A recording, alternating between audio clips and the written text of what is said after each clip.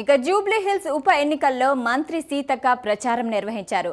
కాంగ్రెస్ అభ్యర్థి నవీన్ యాదవ్ తో కలిసి ఇంటింటికి తిరిగి ప్రచారం చేశారు. బోరుబండలో స్వయంగా కరపత్రాలు పంచి కాంగ్రెస్ అభ్యర్థిని గెలిపించాలని ఓటర్లకు విజ్ఞప్తి చేశారు.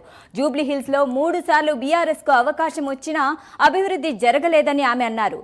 జూబ్లీ హిల్స్ అభివృద్ధి కోసం నవీన్ యాదవ్ ను గెలిపించుకోవడం చాలా అవసరమన్నారు. ఇప్పటికే 150 కోట్ల రూపాయల పనులు మంజూరయ్యాయని సీతక్క గుర్తు చేశారు.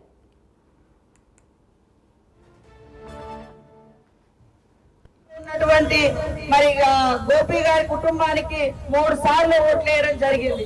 మన నవీన్ యాదవ్ మరి అనేక సందర్భాల్లో ఎక్కడ కష్టం ఉన్నా మరి అన్న అంటే నేనున్నా అని, తమ్ముడు అంటే మరి ఎంతో ఆప్యాయంగా వచ్చేటువంటి వ్యక్తి ఈ రోజు మన ముందుకు రావడం జరిగింది. కనీసం 3 సార్లు ఎమ్మెల్యేగా ఉన్న గత ప్రభుత్వంలో ఎలాంటి పనులు జరగలే, కనీసం రేషన్ కార్డులు కూడా ఇవ్వలే, పేదలకు ఎలాంటి సౌకర్యాలు కల్పించలే. మరి మన గవర్నమెంట్ వచ్చిన తర్వాత ఈ యొక్క జూబ్లీ హిల్స్ నియోజకవర్గంలోనే మరి నవీన్ యాదవ్ గారి ఆధ్వర్యంలో దాదాపుగా 150 కోట్ల వరకులు మరి ఇప్పటికే శాంక్షన్ చేసి పనులు ప్రారంభించడం జరిగింది. మరి ఓటేస్తే మేము ఈ పని చేస్తాం, మళ్ళా గెలిచినాక ఈ పని చేస్తాం, మళ్ళా గెలిస్తే ఈ పని చేస్తాం అని కాంగ్రెస్ చెప్పదు.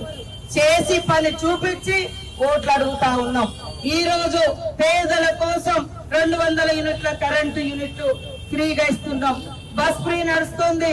రేషన్ కార్డు కోసం 10 సంవత్సరాలు తనలాడింది. ఇప్పుడు కూడా ఒక ఇక్కడ తిరుగుతుంది, నాకు రేషన్ కార్డు 10 ఏళ్ల నుంచి రాలేదు, ఇప్పుడు రావాలని.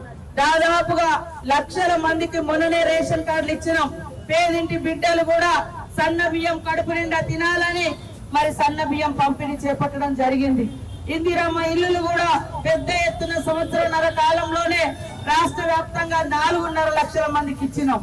ఇక్కడ కూడా ఆ రోజు కాంగ్రెస్ ప్రభుత్వమే మరి ఇళ్ల స్థలాలు ఇచ్చి పెద్ద ఎత్తున ఇందిరమ్మ ఇల్లులు కూడా ఒకప్పుడు ఇచ్చింది కాంగ్రెసే, ఈ రోజు కూడా మళ్ళా ఇచ్చేది కాంగ్రెసే.